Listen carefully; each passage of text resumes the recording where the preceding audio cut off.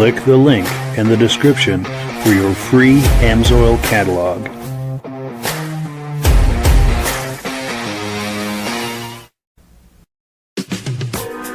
Before we get started, I'd like to give a quick shout out to some of our friends. The Eastern Snowmobile Racing Hall of Fame. Search for them on Facebook. Central Minnesota Pond Racing, some of the best vintage snowmobile racing in the Midwest. Crane's Snowmobile Museum, 172 Main Street in Lancaster, New Hampshire. The Vintage Snowmobile Club of America Quarterly Magazine. The New Hampshire Snowmobile Museum at Bear Brook State Park in Allenstown, New Hampshire. The Benedim YouTube channel, some of the best vintage snowmobile videos on YouTube. Ben's Vintage Mini Bike Podcast, the second Sunday of every month at 8 p.m. Eastern Time. The Muscle Car Show and Tell Podcast, every Wednesday at 9 p.m. Eastern Time. Second Chance Upholstery and Automotive, custom snowmobile and automotive upholstery in Derby, Vermont. I am your independent AMSOIL dealer. Click the link in the description for your free AMSOIL catalog. Lastly, if you decide to advertise with the Vintage Snowmobile Podcast, this could be part of your advertising message.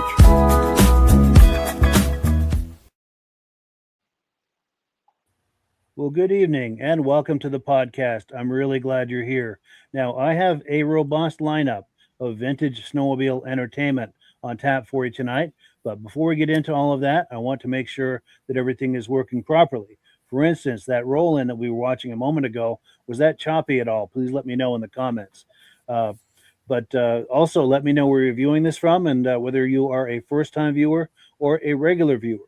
Now, to our first-time viewers, if this is your first time viewing the podcast tonight, I hope you have a good time with us, and I hope you decide to join us here each and every Thursday night at 9 p.m. Eastern Time. Now, this podcast simulcasts to 8 different places across Facebook and YouTube. So wherever you're viewing this right now, just circle back in 1 week's time, and we'll be waiting for you with another fun-filled episode.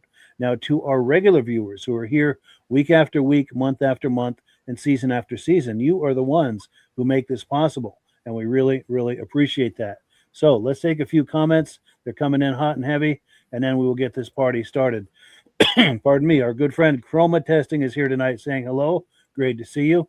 Benedim is here. Eric, he was here, I think it was last week or the week before, as our guest. We had a great time with him, and he does the Benedim YouTube channel, some of the best vintage snowmobile videos on YouTube. Be sure and check out that channel. Our good friend Mike Whiteside is here, regular viewer. Says, good evening, everyone. He's viewing with Hank the Wonder Lab, and he's snowless right now in Illinois. Sorry to hear that, but it's great to see you. Also, our good friend Dave Lowry is here, 2421 from Alberta, Canada. Would love to know more about the TX on the opening shot. I'm glad you said that, because the owners of both of those sleds are in the house tonight. So they will be able to answer every question you have about that.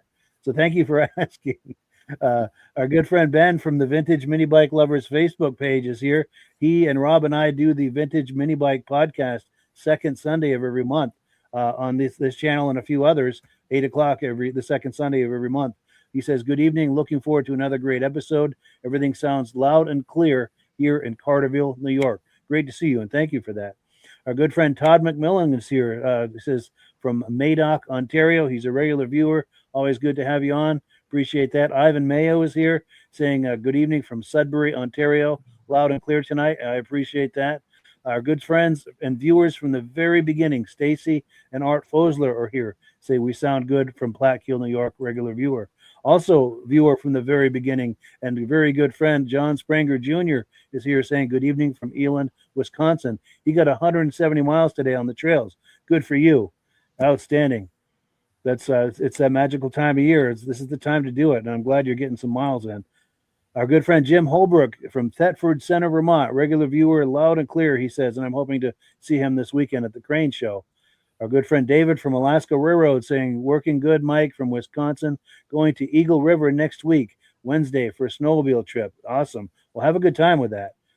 Also, our friend David, our good friend Kevin Culhane is here saying, sounds good, Sudbury, Ontario. Great to see you. Appreciate your being on. Kevin Crozier is here, Warwick, New York, getting ready for the great Eastern Whiteout. I hear that's a really good show. If you happen to take any pictures or video from that, we would love it if you could share that with us.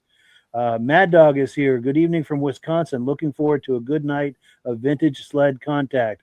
No chop here, nice and clear. Well, thank you, because that intro was chopping up very badly on my end. I'm glad it was just for me. Pit Grunt is here saying, sounding great from Wisconsin. Great to see you. Dave Trim is here. Nice to see you. Carthage, New York. Regular viewer, everything sounds good. Thank you for that. Midnight Rider is here. Good evening, all from Northwest Minnesota. Great to see you. Appreciate that. Jeffrey Kuntz is here. All sounds good. Gerald, Saskatchewan, Canada. Always looking forward to Thursday. Appreciate that. Cool deal. John T. Sinna is here. We just booked a night with him on the podcast. He's coming on, I think, March the 5th, first Thursday in March. He does the Blue Ferrari Snowmobiles Facebook page. Be sure and look for that. He's in North Branch, Minnesota. Nice to chat with you today, John. Brian Van Haverbeek is here from Ontario. Great to see you. He's a big kitty cat collector. Cat Dudes is here from Michigan. Nice to see you. Our good friend Rich Shad is here. Good evening, everyone. Loud and clear, driving home to Cleveland, New York. Got a great event coming up Saturday in Fulton, New York, the Great Eastern Whiteout. Ben Nadeem will be videoing that event, and we can't wait to see pictures and images from that. And thank you for letting us know. So if anyone's in that area, be sure and check out that event. I hear that's one of the top events in New York State. Tim Bewick is here from Marlborough, New York. Nice to see you, Tim. Thank you for viewing. Peter 2017 is here, loud and clear from Eastern Ontario, Canada. Here to see what Mr. Pit Grunt has to say. So there's your cue, Mr. Pit Grunt, in the comments. Leave us some comments. Well, let me switch gears here, and we will bring our friends on. And as promised, we will get this party started. Gentlemen, how are we doing tonight? Great, Mike. Great, Mike. Doing good, Mike. Good deal. Hey, Rob. Hey, guys. The guy that says he does no snow, I'll send him some. I got 5 foot snowbanks. My snowbanks out in front are 5 feet high. That's crazy. Crazy. Yeah, we've got plenty here too. But it's true. Not every year. Many years we get skunked. So I'm glad we're getting some this year. I'm glad people are getting a chance to ride. Yeah. But yeah, the reason we called you all here is our good friend Ray Lacasse, who's been on the podcast many times. He's in the upper right-hand corner. He hosts many vintage snowmobile events, and that's why he's here tonight to talk up an event he's doing. Yeah, go ahead, Ray, and please talk about this event that's coming up. Yeah, so we're March 14th this year will be our 6th annual Great Northwoods Vintage Snowmobile Ride in Pittsburg, New Hampshire. It's going to be approximately about a 25-mile loop this year. We're raffling off a 1978 Yamaha Exciter 440. Those tickets can be bought here in Pittsburgh at my gallery, or you can call me. I think Mike has my number on the poster. Yes, it's on that graphic. So people can reach out to me if they want to buy them. You don't have to be here to win. You do have to be here to pick it up, though, after it's drawn. Not that day, but you have to pick it up. It can't be delivered. So it's all free. You don't have to register your snowmobile. We're permitted through the state. As long as you stay on the trail that we have permitted, it'll be all posted. We're having a cookout after the ride. It's all free again, donations only. And the donations and the raffle, all the money's going to a good cause. It's going to the Pittsburgh Firemen's Association.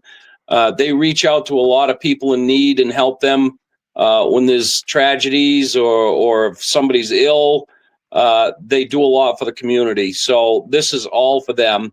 And if you've never been to Pittsburgh before, the trails here, it's one of the top destinations in North America to ride. We have 230 miles of trails just in Pittsburgh. We have 4 piston bullies that keep these trails maintained pretty good. Midge has been up here before on these trails. He came up the first year we had the ride. I think he'll agree to it. I know he pulled me aside and said, thought I was kidding him with all my pictures, thought they were photoshopped until he got on the trails. Just absolutely great trails. So looking forward to seeing a lot of people. The stories are the best part of this, after the event or during the event, when we do stops, talking to people, a lot of fun. Yeah, the camaraderie is hard to beat for sure. That's for sure. And I think I think Pittsburgh usually gets more snow than the rest of Vermont and New Hampshire, doesn't it? Well, Pittsburgh, it's weird. You could go 17 miles of us south of us, and there'd be no snow. And from the southern end of Pittsburgh to the northern end of Pittsburgh, it's about 36 miles. And right now at my house, I'm kind of towards the southern end of it. We probably have about 5 or 6 feet of snow from this year. But if you go just 20 miles north of us, there's probably 8 to 10 feet of snow. On average, we get anywhere from 12 to 15 feet of snow in the northern part of Pittsburgh during the course of the year. Nice. So it's an excellent destination. Whether you're going to this event or just planning to go up there for some riding, it's an excellent destination, Pittsburgh, New Hampshire. Yep, sure. Definitely. And we've got comments coming in. Our good friend Brad Grenier is here from Wisconsin tuning in tonight. He's going to be on the cover of the Vintage Snowmobile magazine. Hope I'm not giving that away, but that's going to be coming out here in a few weeks. And he and his Yamahas are going to be on the cover of that. Awesome. So that is quite an honor. Bradley Welch is here. Thanks for having me, watching from Barry's Bay, Ontario. Excellent. Thank you for joining us tonight. Appreciate that. Also, our good friend Josh Levicker is here. Good evening from Turin, New York. 21 inches of snow on Tug Hill so far this year. Excellent. Wow. Well, I hope you're having an opportunity to do some riding, Josh. So we've been talking about this Vintage Snowmobile show, ride, I should say, Vintage Snowmobile ride coming up in Pittsburgh, New Hampshire. I have video clips from previous years that we can look at. So it's great to talk about it, but there's no substitute for taking a look. And I'm stalling here because my computer is running slow. I'm trying to open the video file, and it's taking a moment. It's funny, backstage we're having all kinds of gremlins, but here we go. So here's some footage from the 2021 show, and was that the first? That was the very first one. Excellent. Well, let's take a look, and you'll see the condition of the trails.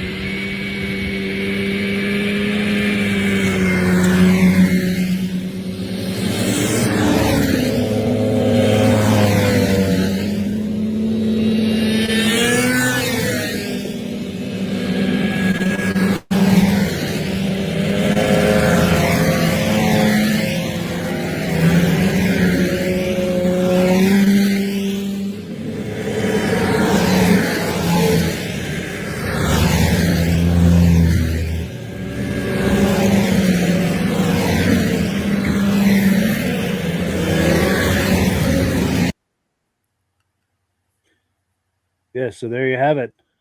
That was an awesome day. That was It a sure nice was. day. Yeah. Definitely. And do Rob or Midge have questions or comments on that? How many machines do you have there for the first year? I think we had close to 150 sleds the first year. Wow, that's It was really, really an Hey, incredible turnout. It was in the 20s. Beautiful sky. It ended up, Yeah. it was close to 50 before the day was over. Yeah. Nice spring riding. Oh, it was Yeah. beautiful. And that was on March 21st. I remember the day. It's later in March, but usually up here, and that was a warm day for up here. And it's typically, we have groups of riders that come up here in the first weekend of May. We'll go up to East Inlet in Pittsburgh and ride to say they rode in May. Wow. Mhm. Yeah. Yep. So That's it's what I see incredible. about Pittsburgh. Yep. Yep. When people around us don't have the snow, we usually have the snow. Yes. Yeah. And I think this is Midge right here in the middle of the screen. Isn't it? That's me. That looks like him. I was going to ask if that was Mitch. I followed Ray all day. Ray led the group, and I was right behind him. I rode shotgun all day. Nice. And I'm thinking this is as good a time as any. Someone was asking about these sleds. The owners of these sleds are in the house tonight. The sled on the red, having senior moments tonight. The sled on the left is Ray's sled. The sled on the right is Midge's sled. So if the person viewing that had questions about those, the guys to answer that are in the house tonight.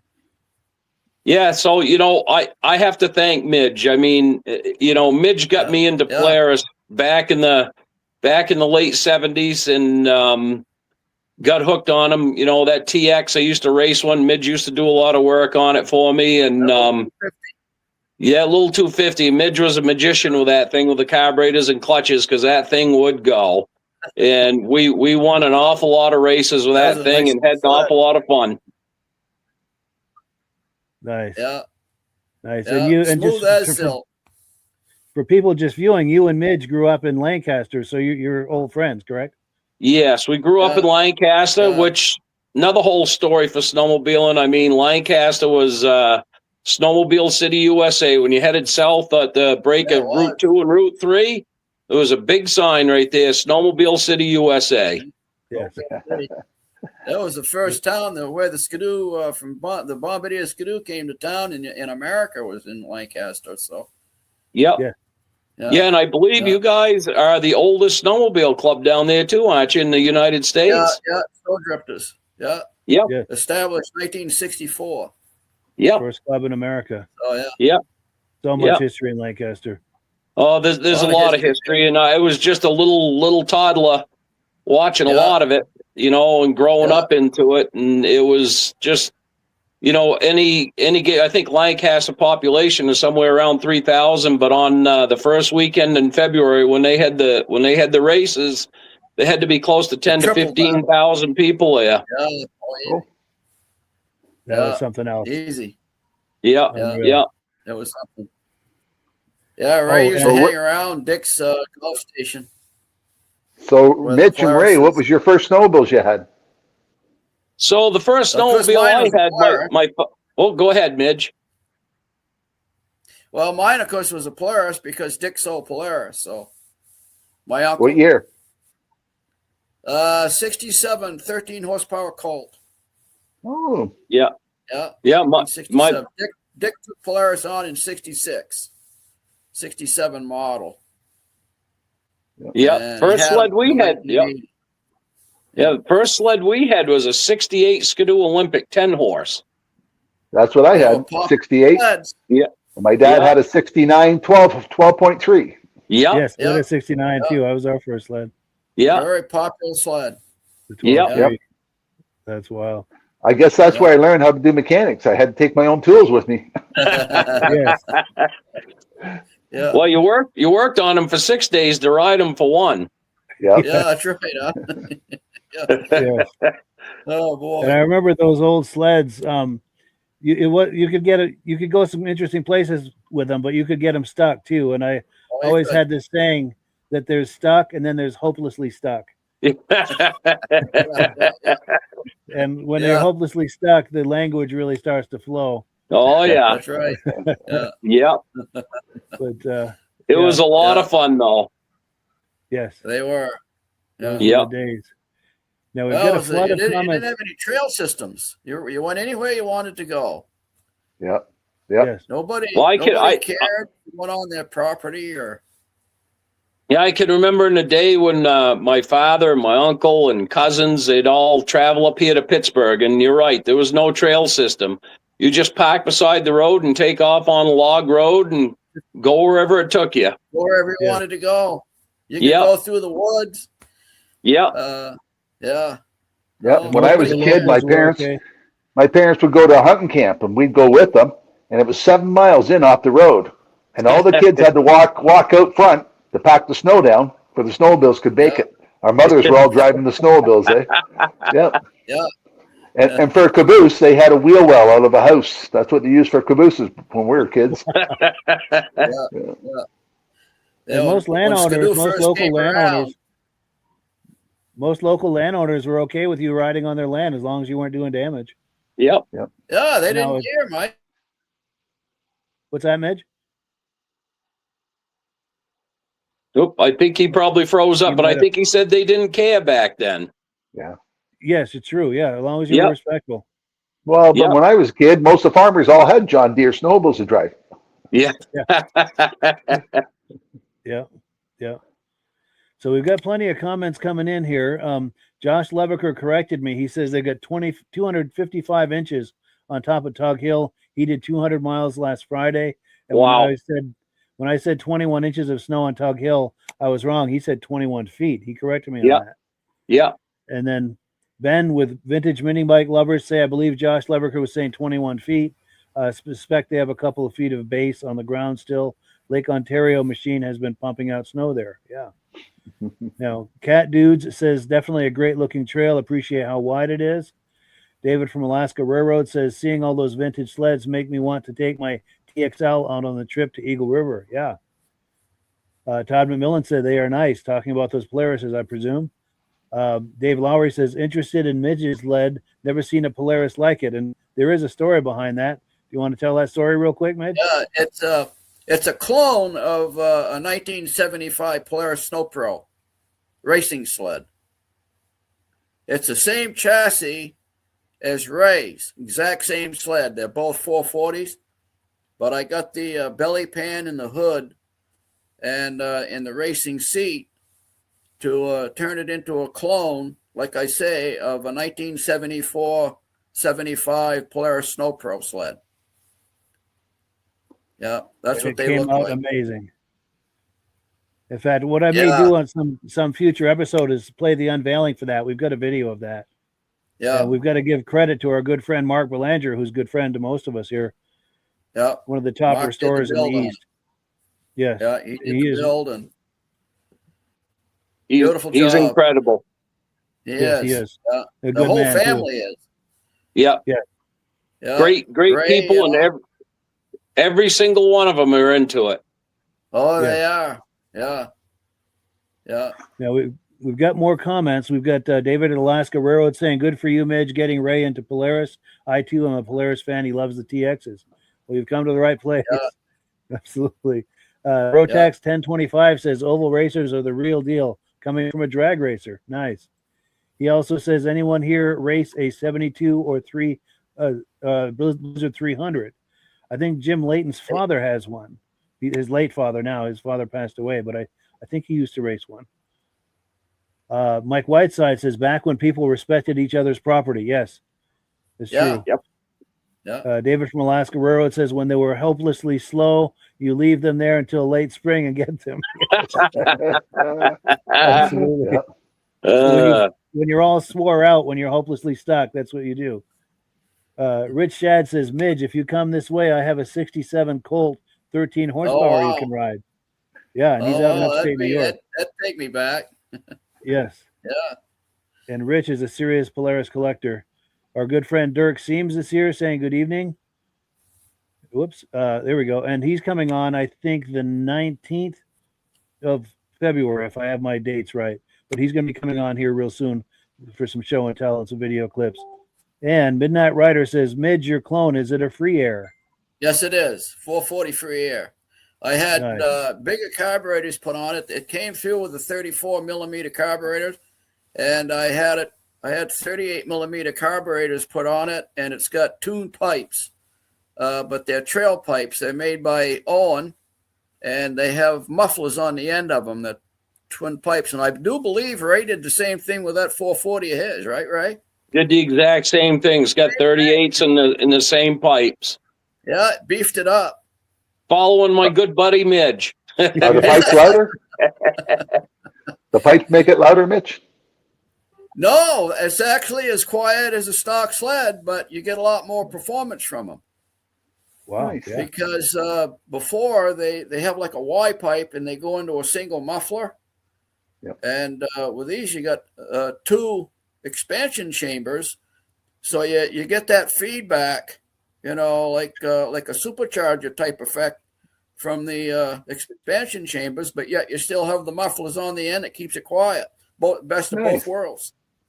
Nice. Yeah. Nice. One more look at these sleds here. Those are special sleds, both of them. I've seen them both many times, and they are very nice sleds. Let's see one more comment, and we're going to take another look at some video from this event we've been talking about. Rotax 1025 says big drag race at Back Lake, Pittsburg, New Hampshire. Anyone here going? Yes. When is that, by the way? Do you know, Ray? I think it's this Saturday. This Saturday. Nice. Yep. Nice. Yeah. That's a big event. That's a real big event. Yep. Yeah. Nice.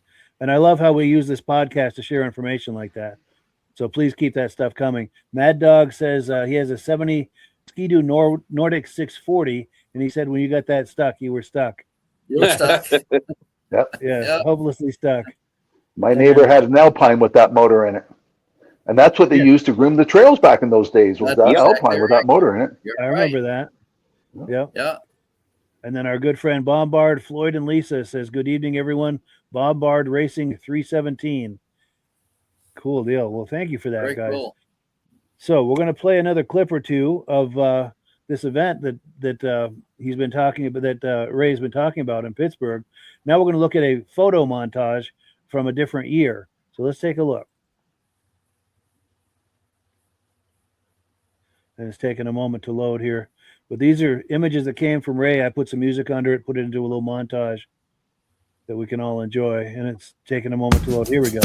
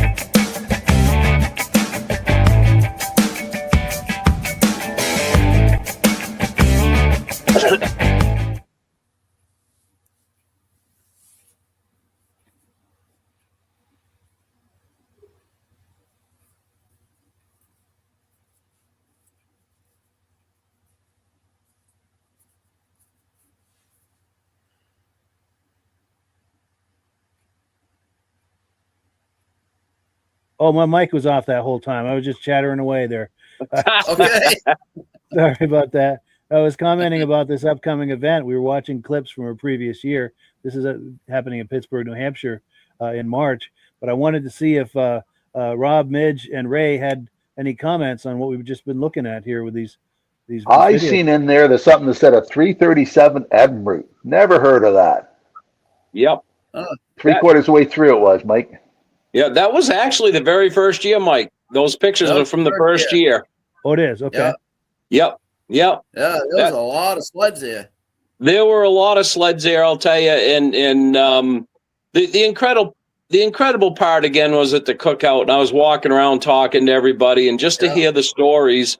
And then for people that didn't know the event was going on, that came in on new sleds, and they got off, took the helmets off, and their eyes were big as grapefruits, you know. They just couldn't believe what they were looking at there. And the stories from them and telling me, we're going out to buy sleds just to do this ride, you know. it was just unbelievable. It just, there's no feeling like it, you know, the camaraderie that you had from all these people and everything that happened. I mean, you could see the cookout, everything that was going on. I mean, that's like what it used to be in snowmobile, and that's what you did. You went out to have a little cookout and do stuff like that, you know? Exactly. We used to do that all the time. Yeah, right. We used to take some hot dogs and make a fire and have a cookout. And it may not have been with 150 people, but you had some of your good friends with you, by Jesus. We had fun. Yeah. And people coming along that you weren't even in your party would stop, grab a hot dog and stick around and maybe leave in a while, but make so many friends doing that, because we would do that too. We'd start with just our family and our neighbors. We'd ride and we'd meet up with some other people, and we'd either join them or they'd join us, and we'd go down the trail a few more miles and stop and meet some other people. And sometimes it was people we know, sometimes it wasn't, but either way it was a joyous vibe. Everyone's laughing and joking and having a good time, and 2 seconds you're all great friends. The vibration on that was amazing. And if you broke down, somebody inevitably always came along with an extra drive belt or a spark plug or extra gas or something. People would always or a rope. Yes, a tow rope. A tow rope. The last resort. Yeah. And then we've got Ray right here. I think that's you, Ray, isn't it? That's me. Yeah, that's you. Nice. Yeah. Well, cool. So, in case people are just joining us, I'm going to pull this away and I'm going to put that graphic up, and I'm going to give Ray a chance to give us a quick recap on this event that's coming up for people who are just joining us. Yeah, so this is our 6th annual Great Northwoods Vintage Snowmobile Ride in Pittsburg, New Hampshire. I think you can see from the pictures and the video and everything that Mike's done, and Mike has helped us out tremendously. I can't thank Mike enough. But it's March 14th of this year. It's approximately about a 25-mile ride. It goes from 9 a.m. to 4 p.m. We're permitted. So people can do the ride. They can hang there. They can do that loop as many times as they want to do. They don't have to be registered. We're permitted through the state. And if you have a spouse or a friend that doesn't have a vintage snowmobile and they just want to be there, we don't tell anybody they can't come. We can ride any sled that you want, and come enjoy it and have fun. The cookout at the end, all the stories that are going on. We're going to be trying to give away some prizes and stuff too at the end of this.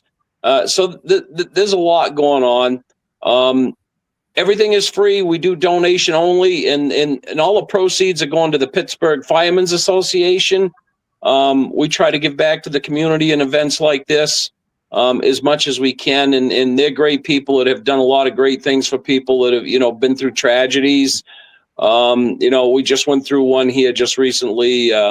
Good friend of mine lost a granddaughter at 10 years old from cancer. Just 2 days ago. Yep. So, but the Firemen's Association reaches out to people like that and do what they can to help. So, this is a good event and for people to enjoy, and it doesn't cost you anything. If you don't have any money, don't worry about it. Come and enjoy it. If you do and you want to donate. We're not begging for anything. We're just whatever we can do to help the community, we do to help the community and bring. Have a lot of fun. Let's just have some fun. Yeah. I'm going to throw it back to it, Ray, and I'll tell you, Pittsburgh couldn't have a better person up there to get this stuff going, because Ray plays a big role in these vintage rides and in the shows that they have up there at the dam and everything. And I'll tell you, you do a good job for that town up there, Ray.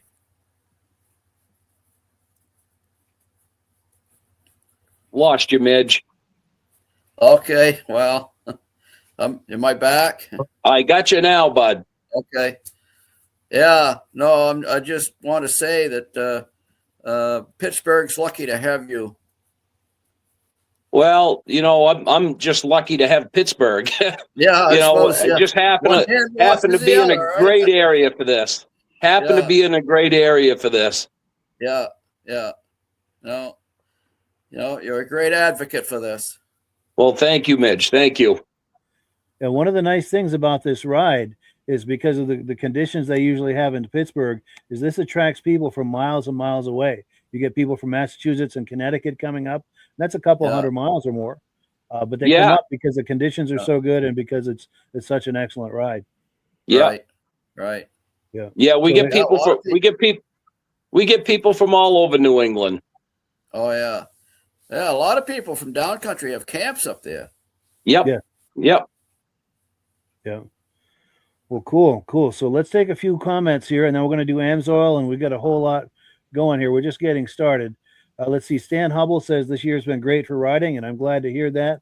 Pit Grunt is here saying at these shows, you always show the food area. Yes, we all like food. I must confess. Maurice Bailings is a big Polaris collector from Menominee, Wisconsin. Says they've got 2 inches of snow on the ground.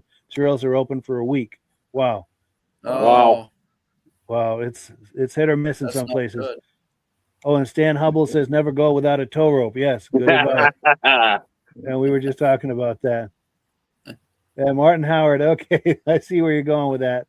I'm not going to say it. That's not my last name, but that's a great joke. Thank you. Ben from Vintage Mini Bike Lovers, our good friend, says it was actually Ray that dropped off these gremlins. Yeah, having gremlins. Yeah. Yeah, it was your turn, right? My turn. Turn. Yeah, that's right. We each take a turn. And then David from Alaska Railroad says, I find making a friend with a total stranger is always easier done in the snowmobile world than on a city street. It's one of the most amazing things about snowmobiling. True words have never been spoken. Well said. Yep. Yeah. Well, you already got something in common. Yeah, that's right. And I'm going to put a question to the three of you as well as to our viewers. Do you find that the vibration at these vintage snowmobile shows, I find it to be very joyous, and it's really easy to talk to people, and everyone's having a good time. And just like he said, everyone's having a good time, and it lubricates the social process. I think just makes it real easy to visit with people and laugh and joke and have a good time. Yep. Absolutely. To make a quick little short story, my best friend, we go snowmobiling all the time, and gone away for the whole weekend. I come home and I've only been home for an hour, and he'll call me up to say, hey, I forgot to tell you about this. The wife says, you've been with him for 2 days. He's got to call you within an hour? I said, yeah. Nice. That's awesome. Oh, then our good friend Dirk Seams echoes what we've been saying. He says for sure about the camaraderie and how easy it is to visit with people because it's such a joyous vibe at these snowmobile events, especially the vintage ones. Here we go. Midnight Rider says, I was on a night ride with friends last night. The tow rope comment came up, and one of the new sleds overheated and was dead on the trail with no rope. That is a bummer. Yeah. That's almost as bad as being hopelessly stuck. Yeah. And then Ben from Vintage Mini Bike Lover says, I've yet to run into a curmudgeon at a snowmobile show. Good point. Would you guys agree with that? I agree with that. Oh, yeah. It's a curmudgeon-free zone, I think. Yep. And David from Alaska Railroad says, yes, Mike, vintage snowmobiles make me tingle inside. I love those old sleds. Yes. Yeah. And I think we're all here because of that tingle. Oh, and here we go. Our excellent friend Carolyn Eastman is here. This is the wife of Bob Eastman. Everyone always has a great smile at all events. Everyone loves the gatherings who attend, and great memories are shared. Yes. That's exactly right. Thank you for being here tonight. Yep. Yeah, thank you, Carolyn, for being here tonight. Yeah. Well, cool. So let's see. We're going to give Rob a chance to do AMSOIL. Going to put you full screen if you're ready, Rob. And I've got that graphic that you sent to me. Whenever you're ready, just ask for it. Okay. A number of times we talked about the AMSOIL synthetic oil. First synthetic oil to be AAI approved. And this time of year, I sell a pile of it because it pours at 60 below zero. So anybody out snowmobiling and you're in cold weather, you know your vehicle's going to start and turn over well. We've talked a lot about the AMSOIL 2-cycle oil, the 101, the Dominator, the Interceptor's up behind me. I'll tell you the truth, right now, I am sold out of the Interceptor. Got none in stock until the truck comes in tomorrow. But Mike's going to put a picture up. AMSOIL has a number of other products that people aren't familiar about. All these aerosol products. Goes right from the first one, heavy duty MP, mudslinger, air filter cleaner, windshield cleaner, engine defrogger, heavy duty degreaser, brake cleaner, fogging oil, gun oil, chain lube, miracle wash. And one of my favorite ones is the very last one on there is the AMSOIL MP. Every household has a can of WD-40 in it. You know what? WD-40 is made of 60% bleach. If it did loosen that bolt up, 3 weeks later, that bolt's rustier than it was before because that bleach just keeps eating away. We have a metal protector that loosens bolts up and also lubricates it. We use it for our sliders. We use it for our clutches. I use it at my cabin up north on the wooden windows to make sure they open and close. 101 use for this product, and it outperforms WD-40. But WD-40 is the #1 seller in the world, but it doesn't work. Yeah. And a couple times we talked about before, I think it was on the car show, the Miracle Wash. Don't need soap and water. You spray it on. It's a foam type product. Lifts the product up, and you just wipe the dirt off. On the car show, Mike and I talked about our power foam for the carburetors. I have people that buy it, that use it to clean their engines, spray the engine, and take a garden hose and rinses all the dirt off before they sell the oil, the vehicle that leaks oil. But we had this product and another product, and we had 2 glasses, and we sprayed it in. The one comes out like a Varsol spray. The Amsoil comes out like a foam. So it cleans out, fills the whole inside of the carburetor, cylinders, the exhaust valves, even helps with catalytic converters. Great products. And Mike and I talked about before how to become a preferred customer. You buy everything directly from Amsoil. Costs you $10 a month to become a preferred customer. You save 25% on a product. Case of oil, $250 for a case of gallons of snowmobile oil. You get it for $197. It's well worthwhile to pay the $10 to become a preferred customer. And if you want a magazine with the prices in it, we show everybody what the preferred price and the retail price should be. Click on Mike's link and you can get the magazine. You can also click on Mike's link and sign up as a preferred customer. It's up to you now, Mike. Absolutely. Thank you. And that's how we pay the bills around here. I'm signed up as an Amsoil dealer under Rob. So when you order through me with my referral number in the comments, Rob and I both get a commission, and that's how we pay the bills with this podcast. And preferred customer program, that's a one-time fee of $10 for 6 months. I think you misspoke saying $10 a month. Yeah, that's all right. That's all right.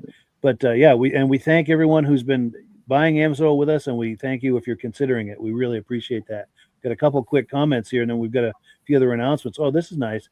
David from Alaska Railroad says to Carolyn Eastman, Bob is his favorite race driver. He absolutely adored him. Thank you for that comment. We appreciate that. Yes, the wife of Bob Eastman is with us tonight, and we appreciate that. She's a wonderful friend to all of us.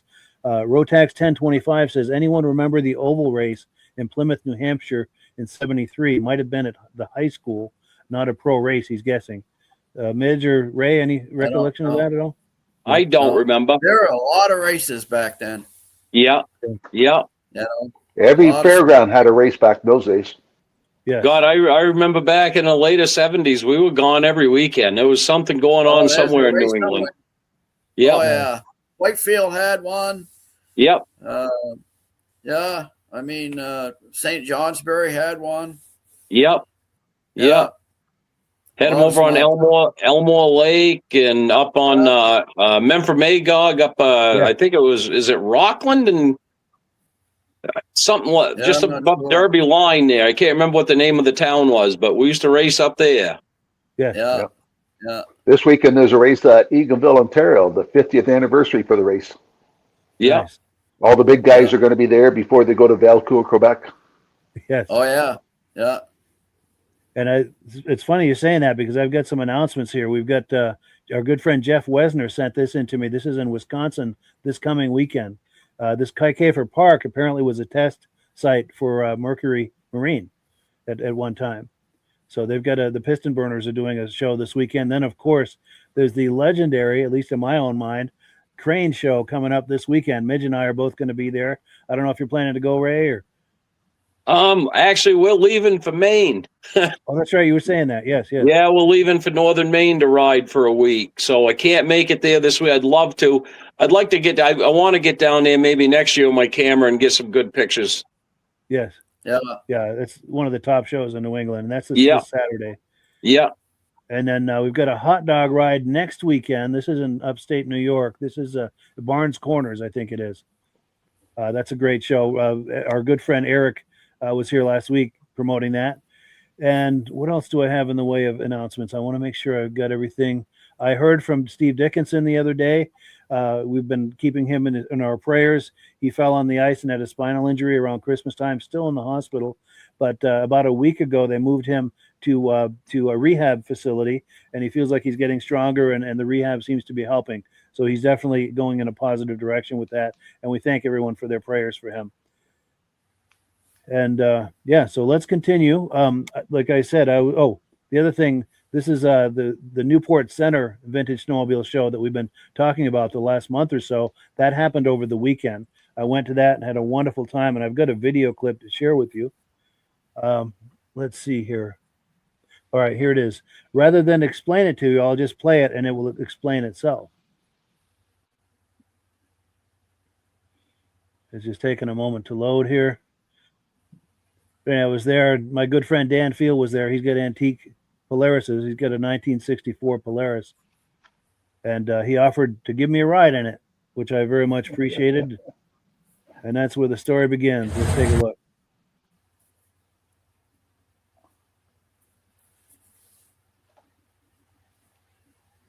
Want to go for a ride this bike? Hell yes, let's do it. Perfect. Thank you. Cool. You come in on this side. Okay, yeah. I'm on your road. I'm right in. I appreciate the offer. That's the best offer I've had all day.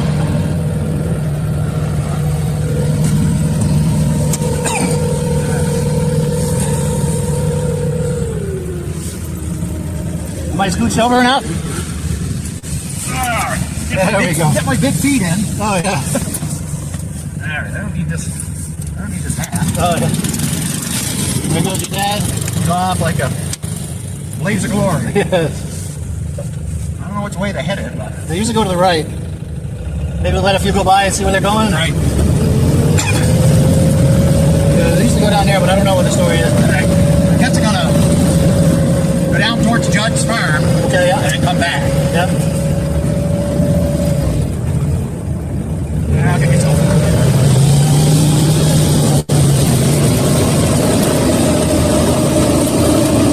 Had a good turnout. Yes, this is great. It gets better every year. It does.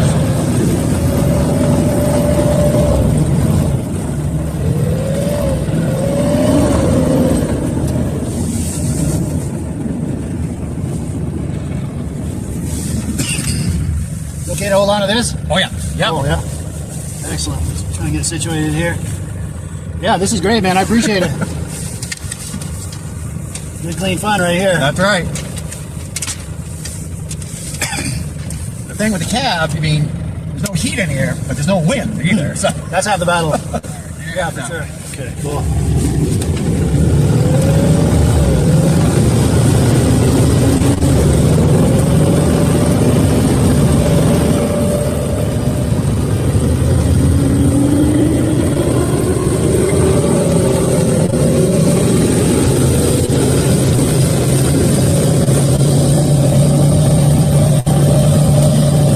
this is like the early days of snowmobiling. Yes. This is what, a 64? 64. Oh, I see you're already born. 52. Oh, really? Nice. That's cool. There we go. Class of 82 must be, right? Yes. Yeah, that's cool. Yeah. Hey, Robert.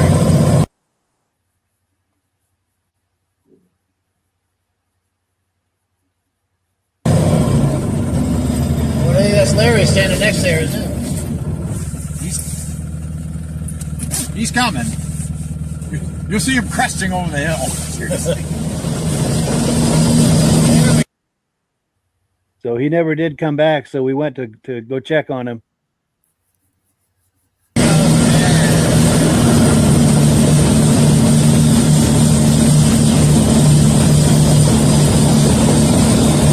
Hopefully it's a simple fix.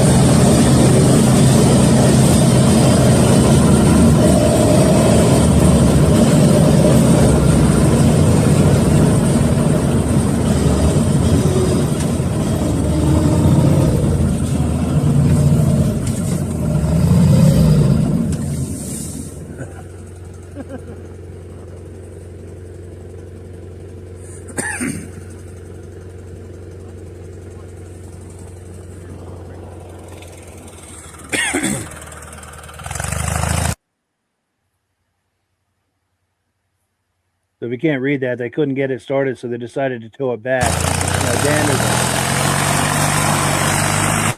Dan is going to tow it up into that field to turn it around. The workhorses, huh? Wow. I told him back.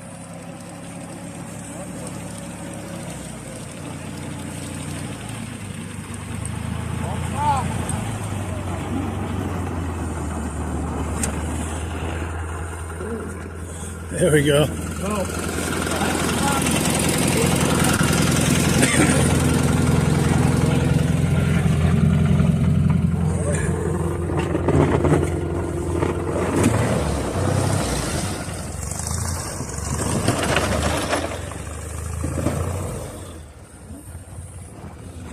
Boy, those are beauties. Yes. And we're working on bringing Dan on this podcast sometime soon too. He's got a real nice collection. Wow, those are nice ones. Yeah. Looks like a lot of fun. Yes. Yeah. Even when they break Remember down, that they're still one fun. Dick had a big one like that once. Well, Yeah. Somebody traded it in. And Nice. we almost sold it to Merle Tenney for the pipeline. Merle took it down. I went down with Merle on the meadow with it and had reverse and had a great big, huge two-cylinder Onan engine on it. Huh. Yeah, it was a nice sled, nice big Polaris sled. And Nice. Merle didn't take it, but somebody else came in, had to have it, so they took it. Huh. Nice. Yeah. Yeah, that was a very capable machine for what it is for 1964. I found it was very comfortable to cruise down the trail, and it was a good workhorse. I had no trouble pulling that other sled. Not a problem. Yeah, no. Yeah. And then to turn it around, he had to go into the powder to turn it around, and it was very capable in the powder. Yeah, no, they went good. Yeah. That's incredible.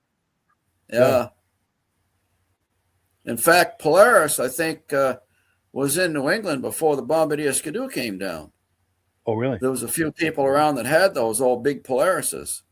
Sure. Now, we've got comments that have come in. Our good friend Dirk Seams says that looks like a nice warm ride in there in that enclosed canopy. That was very nice. Out of the wind, it was really nice in there. You really didn't need heat. And I don't know if you noticed, he was driving with his bare hands. He didn't have gloves on. Yeah. And then amazing. Todd, go ahead. Todd McMillan is asking, where does Rob live? Ontario, outside of Toronto. Nice. And the city of Toronto still snowed in. Still snowing. Wow. It's been 10 days now, and they got some streets still don't have open up. Oh, They brought snow melting machines in because the banks are so high. That's wow. And then our good friend Ben from Vintage Mini Bike Lovers says, what was that earlier discussion about a tow rope? No one is immune. Even these cool looking snow travelers. It's true. Yeah, always have a rope or a strap. Nothing is immune to that. No. No. And then Carolyn Eastman, a Polaris lover, says she likes that machine. Beautiful machine. Beautiful machine. Yeah. Yes, and those were both pristine machines, both Dan and his father. Showroom quality. Yes. And then Dirk is asking, did that have a wood and chain track? Yes, it did. Yeah. Yeah, wood slats on there. Yeah. Well, cool. So let me switch screens here. I've got a couple more clips to look at. It's 9:55. We might go a few minutes over. Trying to find my place here. I wonder if that wooden track does better than the Arctic Cat cleated track. Because whenever I crossed the road with the Arctic Cat cleated track, all I seen was sparks. I'd have to get off it. Yeah. Yeah. And they got interesting on pavement too. You could get just stuck on pavement with those. Yeah. I did that a couple times. But here we go. Yeah. I've got those hardwood cleats lasted a while. Yes. Now I've got a video clip. Our good friend John Sinna, who I believe is watching tonight, I hope he is, sent me some video clips, and I put them together. And here they are right here. Let's take a look here, and we'll react to it on the other side. And John is coming on the podcast here in a few weeks also. Farm place here. So, nice setup out here.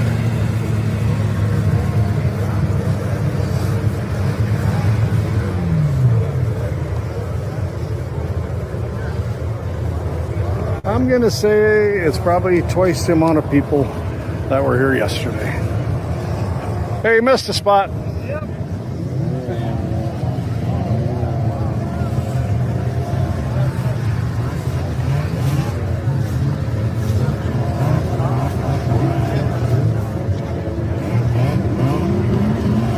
What year is your Mercury? Mine's a 76.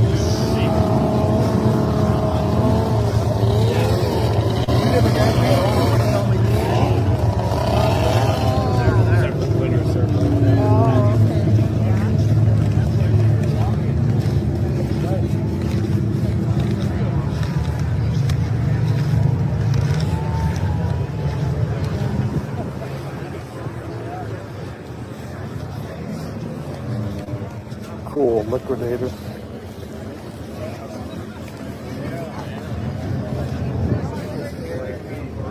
Okay. So white. Yeah, exactly.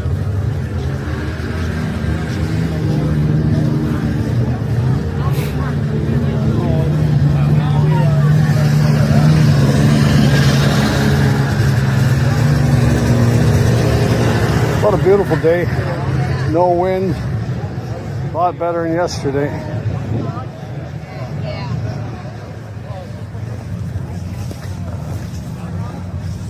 I think I've seen it all. That's pretty unique. Did you get a picture of that? That is hilarious. Yeah, I know. Very first snowmobile. Hams. Oh, wow. Look at that beautiful cutter. Wow. Somebody put some time into that thing. It's got a radio in it too. Really? Wow. Where's the battery hiding at? I like that. No shit. Oh, there it is. Right there. A little polka music going on. That is badass.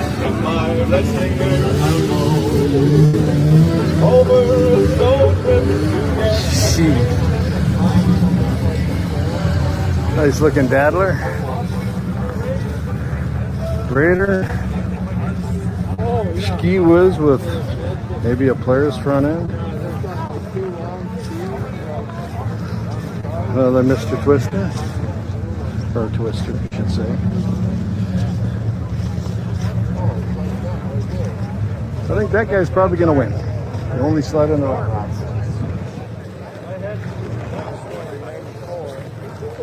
This sled gets around more than my sleds do. This is a pretty cool sled. Santa snowmobile. Yeah. That thing's pretty cool.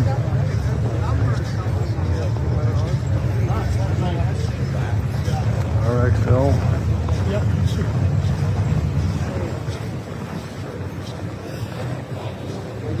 3Ds. Who is this? There ain't too many of these things around. Okay. All right. Wow. Nice sled, Greg. There we go. So yeah, that was from just this past weekend. Reactions to that, guys? Wow, big show. Big show. Nice sleds. Yeah. So who was the rep? Was that Ray Parentos? It looks like his, but no, that's out in Minnesota. Oh, wow. Yeah, Wow. Dayton, Minnesota. Midwest Ride-In, I think. Yep. Yeah. But he's got one like that. He does, yeah. That's why I was wondering. Yeah, he's got some nice ROPs. He's got some beautiful sleds. Nice guy, too. And then this right here, if they had two of those, they could race them. Somebody's got imaginations. Yes. Yeah. How do they have so many race machines there? I know when me and my buddies all raced at the end of the season, the only people that wanted to buy them was people going grass dragging because they were bent, twisted. They weren't good machines after 1 year when we were done. Team combat. Yeah. Not like these ones. They're nice. Yes. Yeah, this is nice. Some beautiful sleds, and that just look at how many different models are out there, and look at today. Oh, I know. Yeah. I know. Yes. Yeah. Now it's down to 2. 3. Yeah. Yep. Yeah. 3. Yeah. Yeah. Now we've got comments coming in here. Our good friend Carolyn Eastman is here. This is Bob Eastman's wife. She's talking about the Polaris Snow Traveler. Allagash trips. Talking about the Allagash trips where Alan Hatteen would attend during the early 60s. Yeah. Paul Doherty used to go with them. Nice. Yeah, Paul, he was a game warden here in New Hampshire. And he was good friends with Alan and Edgar.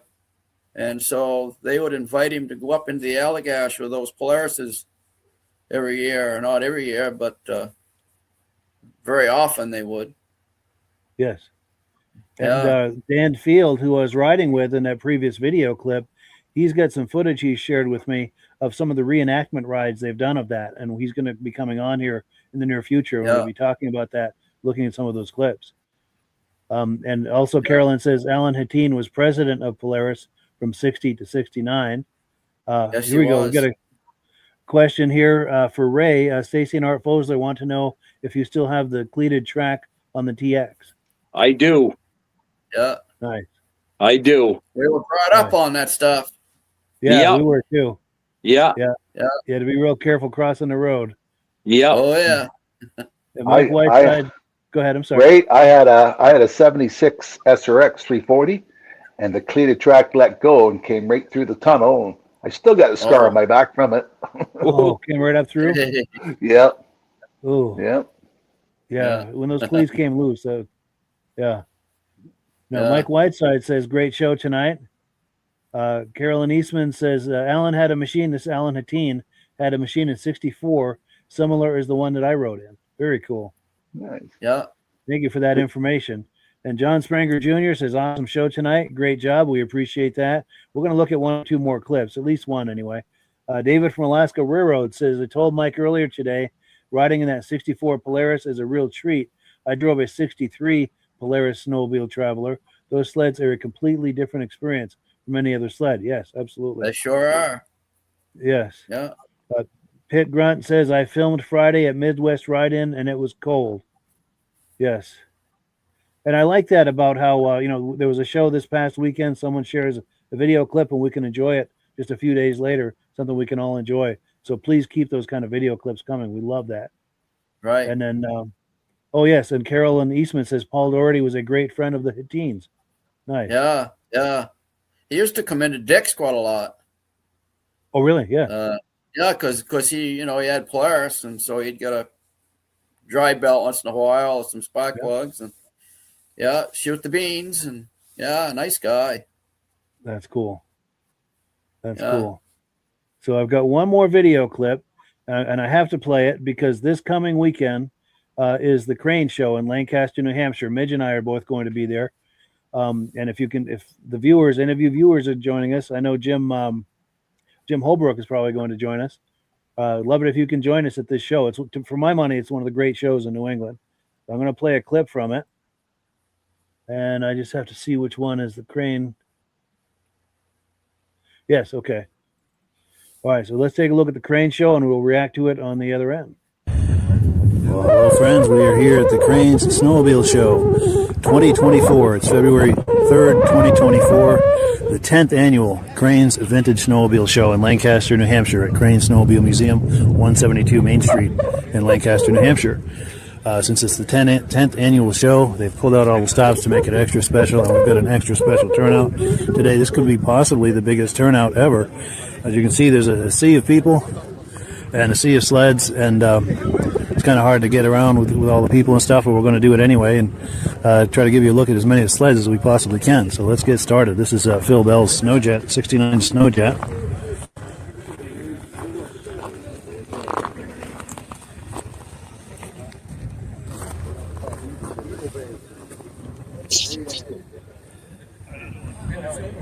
See, these are Ed Stabs and Jeff Mower's sleds, these here, huh? I believe so, yeah.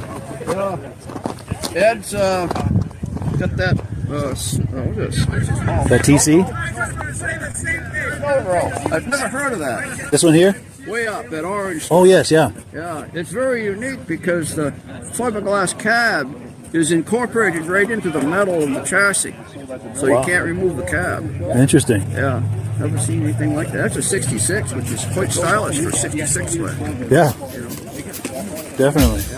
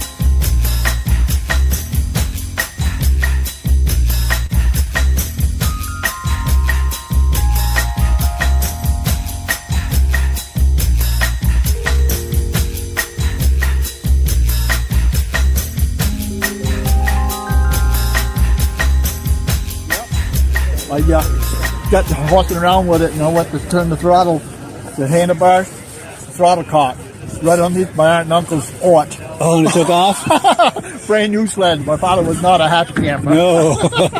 Crazy. It was Wow. fun. And it was just like this one, you say? Yeah, same color, everything. Wow.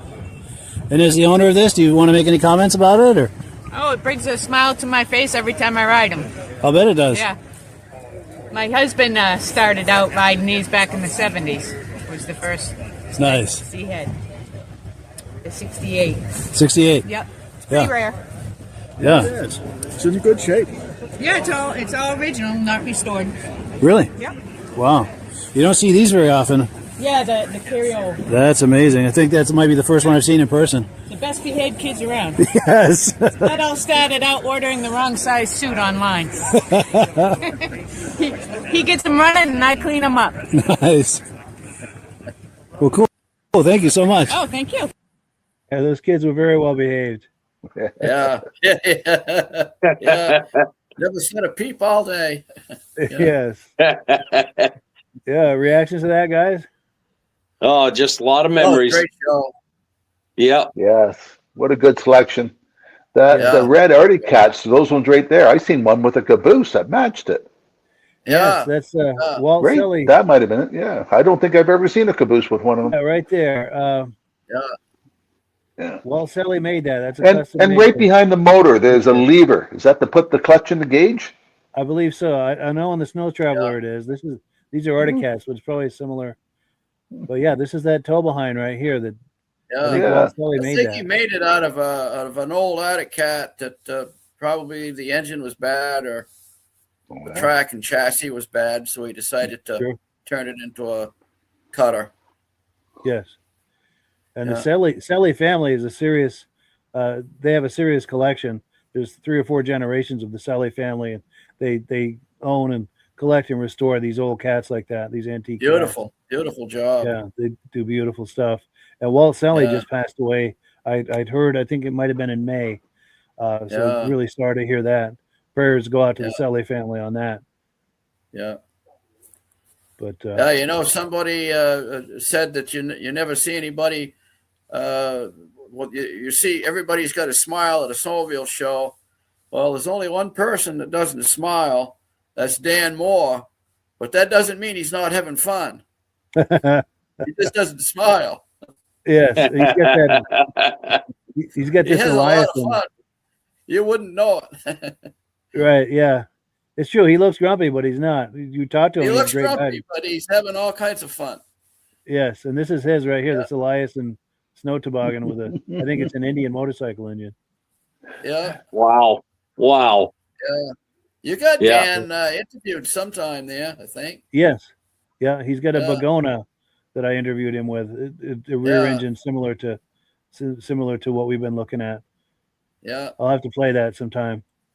Well, I And tell you, looking at this, these sleds, it's just amazing how just from like 72, 73, how much they evolved around the 76, 77 era. I mean, you look at those Arctic Cat Z's and the TXs and stuff and those Rups and just and the Skidoo RV, unbelievable just in a short span how much they evolved. That just showed how much dedication it was in that program with the snowmobiles.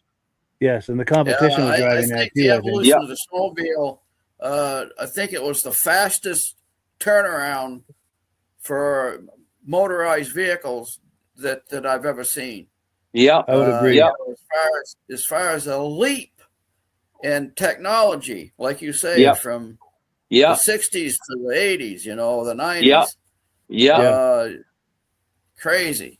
Yeah. And especially that window from about 72 to 77. I think that was the real, you could say like the whole 70s decade, but you look at 72 to 77, that was an incredible 5-year period. Golden era. Yeah. I think that's when they had the best race machines too, back in those days. Yeah, I believe so. I say the 70s is the golden era of snowmobile racing. Yeah. Oh, for sure. What a time that was.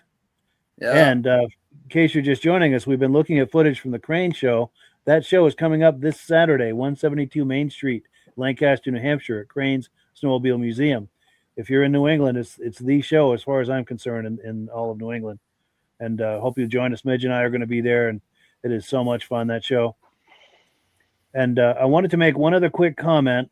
We were talking last week about a tow behind that we had when I was a kid. It was almost like a dog sled. And I was going through some footage. Why isn't that popping on the screen here? There it is. Okay, I guess it's just not popping for me. But that yellow tow behind, it's not up for me. But if it is for you, there it is. Okay.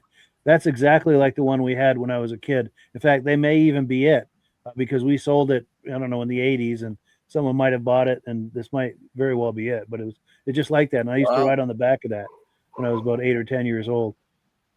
And you had to do, if you wanted to stay on the back of that, you had to do some body English to stay on there. But at that age, I loved that. You know, I would hold on and just, I was all about it. Exactly. But so before we close things out, I'm going to pop the graphic for Ray's show that's coming up next month. Give him one last chance to give a pitch on it. Yep. So again, March 14th, it's the 6th annual Great Northwoods Vintage Snowmobile Ride in Pittsburg, New Hampshire.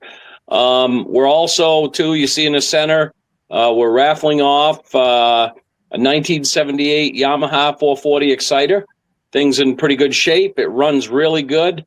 Again, it's from that era. It's a great sled. All the proceeds, again, are going towards the Pittsburgh Firemen's Association.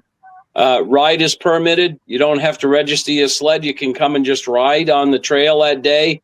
Come up and enjoy some wide, flat trails. Yes, it's an excellent best ride. riding in the whole state. Yeah, some of the best conditions in the East. Yep. Yeah. And we're behind on our comments, so I'm going to take some comments, and then it'll give us each a chance to do a closing comment. Let me see here. Oh, yes. Okay, here we go. David from Alaska Railroad is saying that it's so awesome to have a racing legend's wife on our show. We are golden right now. Absolutely. And he's talking about our good friend Carolyn Eastman, the wife of Bob Eastman. She's a good friend of ours, and she comes on the podcast quite regularly, and we very much appreciate that. Definitely a big shout out to her. Yes. Also, Rob Hilditch saying, I got a question, Mike.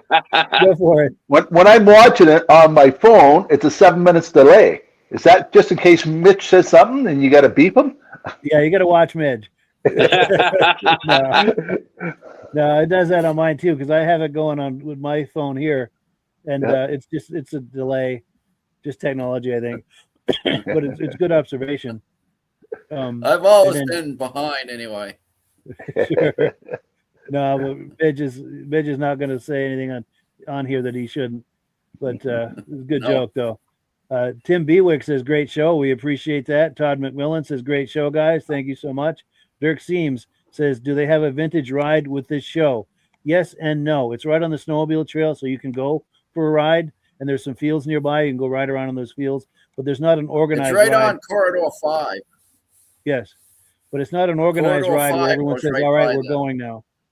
Yeah, but you just go as you want to and feel like it. It's not an organized thing where everyone goes in a line, you know. But you definitely can ride. There's plenty of space to ride your snowmobiles if you bring them there. Rich Shad says, another great show as always. Appreciate that. Ben from Vintage Mini Bike Lovers says, great show tonight. Look forward to seeing everyone next week. Thank you for that. We're going to be looking at some Polarises next week. Brendan, I can't think of his last name, but a young man, Brendan, I wish I could think of his last name, but he's got a wonderful Polaris collection. We're going to be looking at that next week. David from Alaska Railroad says, I'm a super TX fan.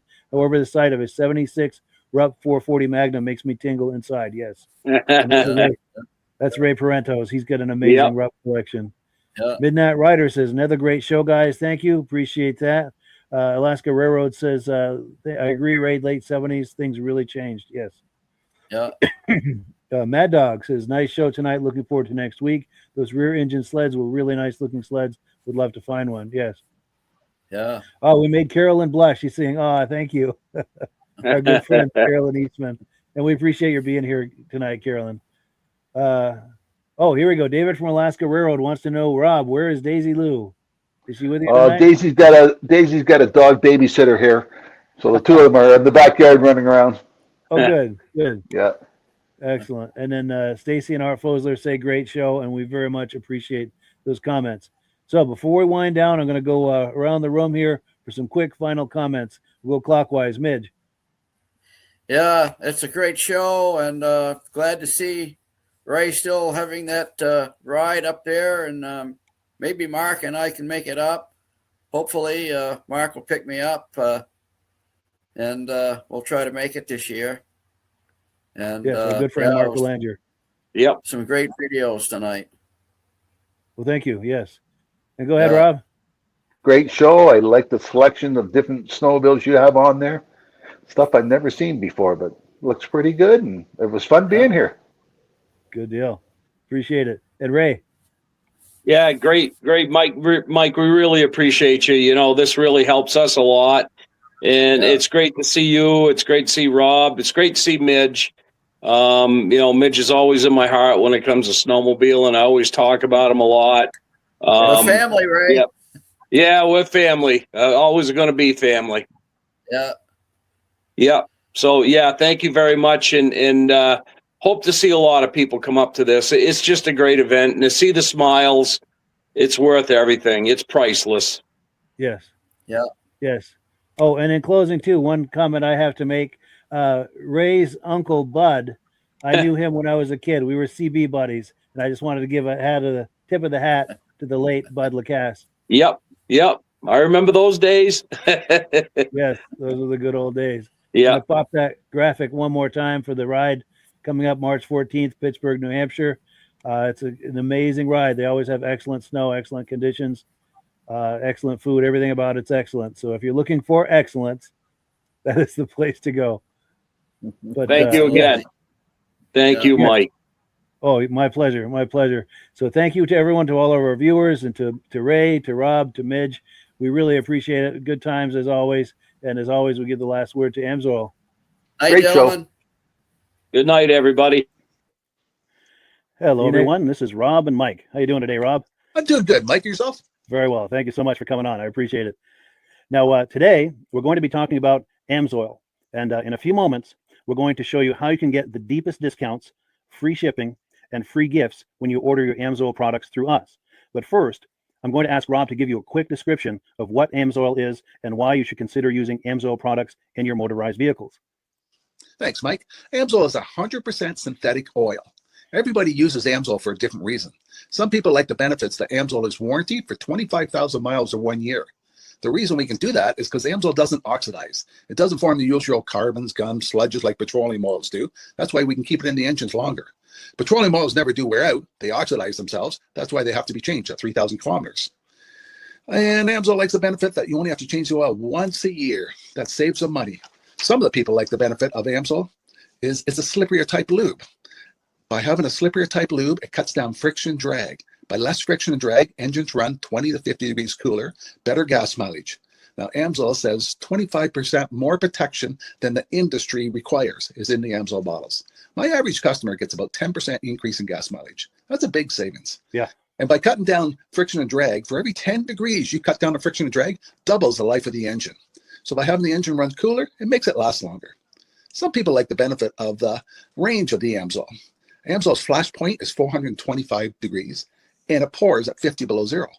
Wow. If you ever try petroleum oil when it's 10 below, it turns to honey. And in the summertime, petroleum oil thins out, and once it thins out, that's when it starts breaking down. So Amsoil is an all-season oil, can give you better gas mileage, longer engine life, less maintenance. It ends up being cheaper over a year's time running Amsoil than it is petroleum oils. That's amazing. That's amazing. And Amsoil is available for pretty much any motorized vehicle, anything from lawn equipment, cars, trucks, boats, ATVs, motorcycles, snowmobiles. Yep. And a lot of people phone me up and say, well, what's the benefit of our gear lube? Exactly what I told you about the engine oil. It pours in cold weather, it runs cooler, makes the equipment last longer. And they say, well, what's the benefit of the small engine? Same thing. Makes the engine run cooler, last longer, better performance. So it saves on all the applications that Amsoil has available. Wonderful, wonderful. So yeah, let's talk now. Hopefully this has convinced people to think about maybe joining us in the AMSOIL experience. Let's talk about some of the discounts and free shipping and how that all happens. I'm going to pop a graphic on the screen. And yeah, by all means, if you want to talk people through how this preferred customer program works. AMSOIL has a number of different programs. One of our main ones is a catalog customer, where somebody can order directly out of our catalog. If they order out of the catalog, they order $100 worth, AMSOIL will ship it right to their house. But our best program is our preferred customer. For only $10 for 6 months, you become a preferred customer, you save 25% on all the product. You order $100 worth, they're going to give you free shipping. You don't have to order a whole case. You can mix and match. Say you want 4 bottles of small engine, 7 bottles of 5W30, and a couple of gear loops. You can mix and match. You can order 1 bottle at a time if you want. There's no minimums, no maximums. By being a preferred customer, you save over 25% on all the products you're going to buy. AMSOIL sends you extra gifts, a $5 gift certificate on your birthday, $5 when you renew your account, and stuff like that. So it's a good way to save on some of the products you want to buy. For sure. Yeah, it's an incredible value. And this is the deepest level of discount that anyone can get when ordering AMSOIL. Is that correct? It is. Wonderful. So let's take people through the step-by-step experience of placing an AMSOIL order. Then that would include signing up for the preferred customer preferred customer program, so they can receive those deepest levels of discount.